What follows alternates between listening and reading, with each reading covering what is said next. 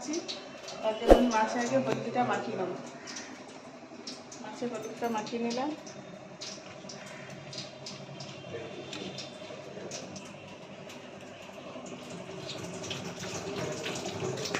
এর জন্য যে মশলা লাগবে সেটা শুনে নিই।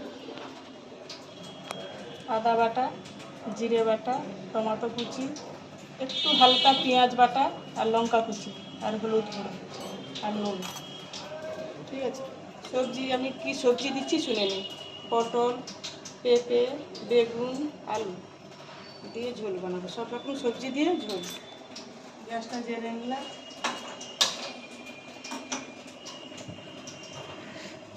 কড়াই বসাবো।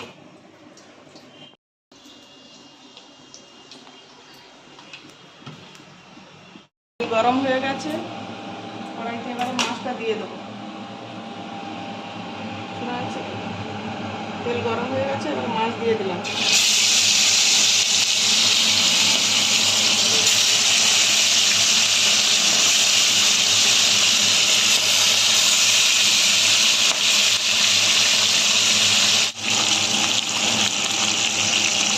মাছ ভাজা হয়ে গেছে, তুলে নিলাম।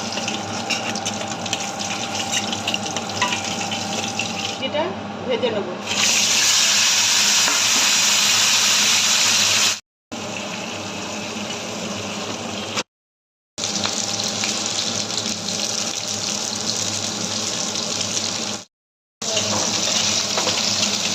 সবজি ভাজা হয়ে গেছে, এবার ঢেলে নেবো।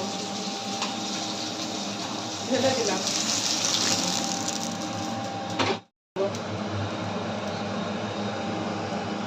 অল্পই দিলাম। তেল গরম হয়ে গেছে, এবার 5 ফোড়নটা দিয়ে দেবো আর কাঁচা লঙ্কা দিয়ে দিলাম।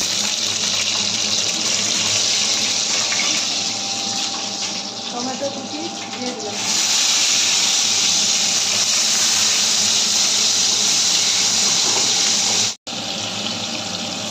আদা বাটা দিয়ে দিলাম। অল্প একটুখানি পেঁয়াজ বাটা দিলাম, অল্প পাতলা দিয়ে হবে, তাই অল্প করে দিলাম। হলুদ দিয়ে দিলাম।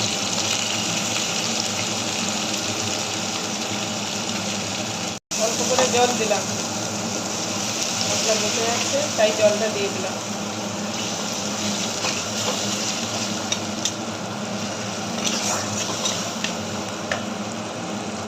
জিরে আর ধনেটা আমি একসঙ্গে মাখাবো, মাখিয়ে দেবো।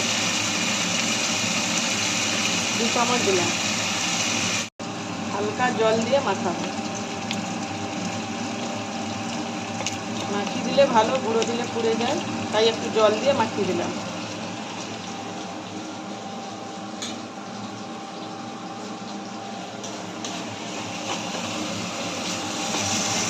মশলা ভাজা হয়ে গেছে, সবজি দিয়ে দিলাম।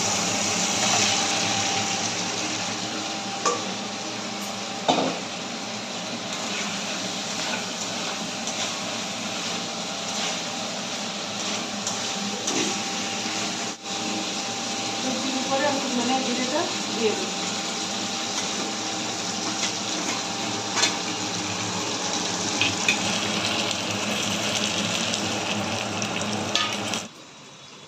রেডি, এবার জল দিয়ে দেবো।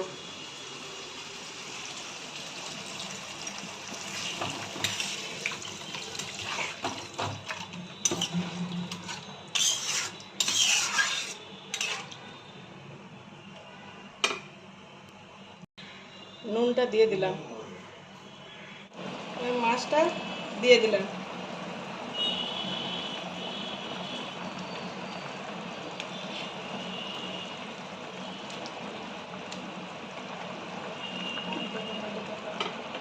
দিয়ে দিলাম, ঢাকনাটা খুলে দিলাম। ঝোল রেডি, এবার ঢেলে দেবো। ঢেলে দিলাম। ঝোল রেডি হয়ে গেছে। যদি ভালো লাগে কমেন্ট করে জানাবেন। ঠিক আছে।